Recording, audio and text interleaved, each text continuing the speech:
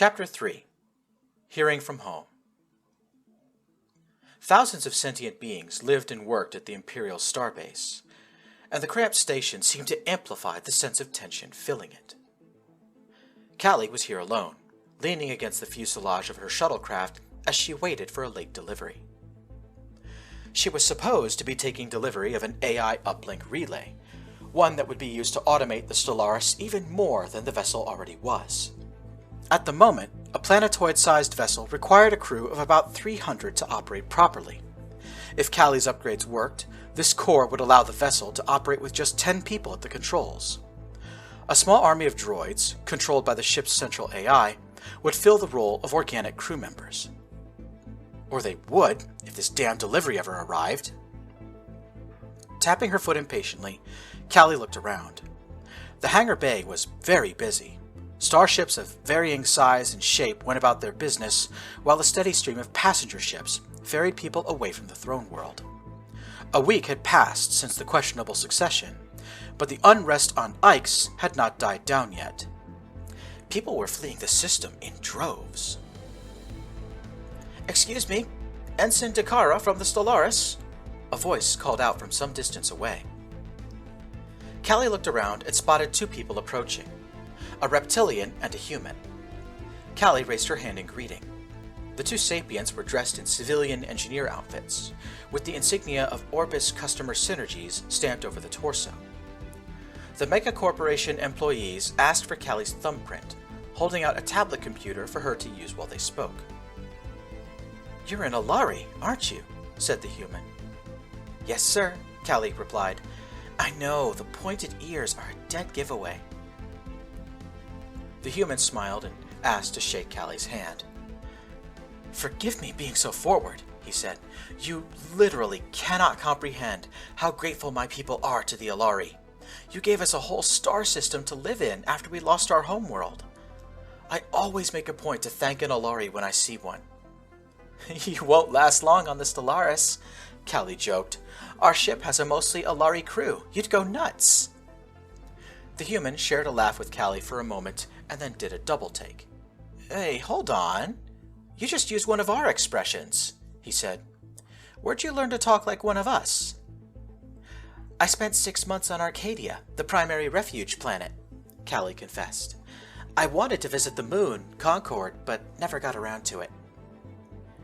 The Hasbuzi let out a loud amphibian croak to get Cali's attention. "This is a wonderful reunion, but we must get this cargo loaded onto your shuttle now. Can you talk and lift at the same time, or are humanoids incapable of that?" So, Cali and the two Megacorp workers set about loading the covered cargo onto Cali's shuttle. She lifted the tarp to visually inspect the AI uplink relay before signing off on the delivery. As she worked, Cali and the human talked about the human reservation. Naturally, both of the Megacorp workers asked Cali about her time on Arcadia. She was happy to share. "I lived in Tianjin City for 6 months, Cali said. "It's the biggest city on Arcadia. I wanted to study human computer technology. Their species is like obsessed with artificial intelligence. I've never seen so many AI platforms in one place before. But after a few weeks, I got sidetracked." "I bet I know why," the human said. "Spiritualism, right? Someone tried to sell you a crystal or essential oils? Did you hear an Islamic call to prayer? Or maybe you just asked someone why the lowercase letter T is stuck on the roof of so many buildings." Cali laughed. "You're talking from experience, aren't you?" she said. "And yes, it was the second and the third one." The Hasbuzi shook his head. "The galactic emperors of the past outlawed spiritualism for good reason," the amphibious alien said. "I am surprised to hear spiritualism is alive and well despite the Empire's attempts to suppress it." Cali sighed in a nostalgic way. "I spent 2 days in the Mindanao Mosque," she said. "Back then I didn't have a translator implant, so I just absorbed the sounds of talking and music. Then I found a Buddhist monastery and a Catholic church, and I just wanted more. I think I visited half of all your people's religious structures. And then I met a holy person. The human laughed again. Trust me, my people will never agree on which of those people are holy and which ones are charlatans. Heck, we fight over it sometimes. Who'd you meet? I went to the Chinese Culture Center in Tianjin, Cali explained. I met Lai Jiahao, the soothsayer. Oh, the human replied. I've heard of him. It was an incredible experience. Cali's voice got dreamy. I was talking to a woman. I don't remember her name. She said she would tell my fortune for a fee. I sat down across from her, and the lady was barely getting started when Lai Jiahao showed up. The human winced. Lai takes Chinese divination very seriously, he said. If he thought that lady was misrepresenting the tradition or wasn't doing it justice, he probably would have lost his temper. He did, Cali confessed. He berated the woman in her language, then took me into his temple. He apologized to me and offered to divine my future the proper way. He used something called geomancy to define my future. Geomancy, the human worker said. So he was guessing your future based on where you were born and raised. Your ancestry and family heritage are taken into account as well. Yeah, that's it, Cali confirmed. So, what did Lai say? At this point, even the Hasbuzi was paying attention. Cali leaned in close to reveal the answer. He said I was fated to undergo a trial, Cali said, her voice still dreamy. My family failed to honor their ancestors, so I was chosen to be tested. Lai said that I'm destined to be at the center of a terrible crisis, a year of hell. My ancestors are going to watch me, and they're going to judge everything I do during that time. When the year of hell is over, my ancestors will decide if I'm deserving of good fortune. Both of the workers swore loudly in their own languages, causing Cali's translator implant to glitch. That's one hell of a fortune, the Hasbuzi said. You should have gotten your money back. Around this time, the cargo was actually inside Cali's shuttle and it needed to be secured in place. While they worked, Cali asked the human for an update on how things were going at the human reservation.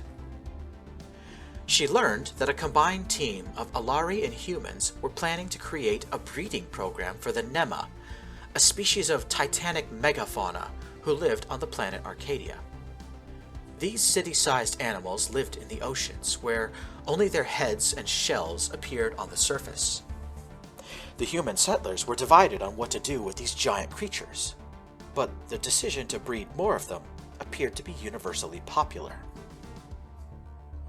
Meanwhile, Ilaria did not react well to the news of a disputed succession on Ix. For the umpteenth time in recent memory, protesters flooded into the capital city, demanding the Holy Fivarian Empire be replaced with a galactic republic. Ilaria was not the only site of pro-democracy fervor. Kalazak, Blorg, Skildari, humans, and Kobarians were raising hell in streets all over the galaxy. The Empire as a whole was in a state of general unrest as several vassal states cried out for either democratic reforms, full independence, or both.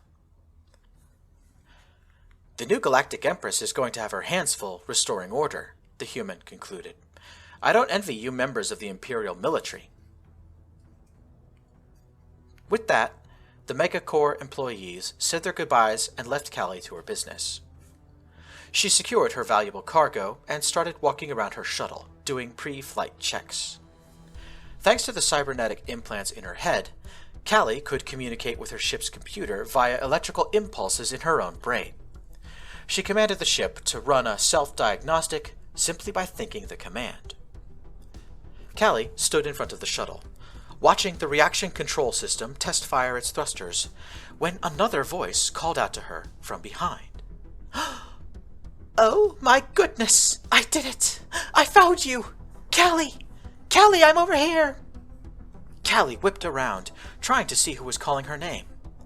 About 50 meters away, she spotted two Alari, a man and a woman. The woman was waving her arms at Cali, and the man was gazing at her with an utterly dumbfounded expression. All of the blood drained out of Cali's face when she recognized the middle-aged woman, who had bronze-colored hair and a dimpled smile. "Mother?" Cali cried out. "Seriously?" Eris Dakara bore only a passing resemblance to her tomboyish daughter. She was dressed in a very expensive-looking traveler's coat that instantly gave away her status as an Alari aristocrat. The man next to her was an Imperial Navy officer. He was a little too far away for Cali to make out, but she guessed him to be an admiral. A short while after this, Cali would learn that this guess was slightly mistaken. Eris picked up the hem of her frilly skirt and speed-walked to her daughter as quickly as she could. "I can't believe it, Cali, you're here!" Eris cried out. "I haven't seen you in almost 2 years." Eris tried to hug her daughter, but Cali raised an arm to keep her at length. "It's been 2 years, and that's how you say hello?" Cali said, her voice low and hostile. "I can be the bigger woman and admit I owe you an apology, but you owe me one as well. We are not in a place where we can just hug and be happy, mother." Eris stopped trying to hug Cali and took a step back, her face contorted between expressions of joy and confusion. Before Eris could say anything, Cali spoke. "I ran away from home, joined the Imperial military, and never tried to call you or father. I'm sure I put you through a lot of stress and anguish. I'm sorry for hurting you, mother." Cali folded her arms, expecting her mother to reciprocate with an apology of her own. Instead, "I'm so happy to find you, Cali. Do you live on the starbase? How soon can you return to Alaria?" Cali did a double take. "Wait, what?" she said. "That's all you've got to say?" Eris leaned forward, pleading with her daughter. "Cali, darling, I can smooth things over with your father and with the Baerin family. We can arrange for the wedding ceremony as soon as you get back. Everyone will be happy and all will be forgiven." What little happiness remained in Cali drained away. "You're kidding. You're still trying to match me with that monster," she said. Eris made a jerking motion, as though she resisted the urge to slap her daughter. "Don't talk about your betrothed like that," Eris said. "Your marriage will get off to a rocky start, and I just want you to be happy." Now the feeling of anger was boiling up within her. Cali took a step back. "I am happy, mother. I'm serving on the most important starship in the galaxy, working at the bleeding edge of near-future military technology. I don't want to marry anyone, especially that freak you and father are so obsessed with. Now leave me alone." Cali tried to walk back to her shuttle, but Eris caught her hand.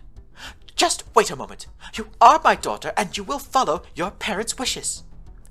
"I'm 20 now," Cali raised her voice. "I'm not bound to you anymore, not even legally. Now unhand me before you get arrested for assaulting an Imperial officer." Cali pulled away from her mother and boarded her shuttle. Peering out of the cockpit window, Cali spotted her mother talking to an Alari officer. The man was staring at Cali's shuttle with a very intense expression. He kept his eyes locked on the shuttle as it took off and vacated the starbase.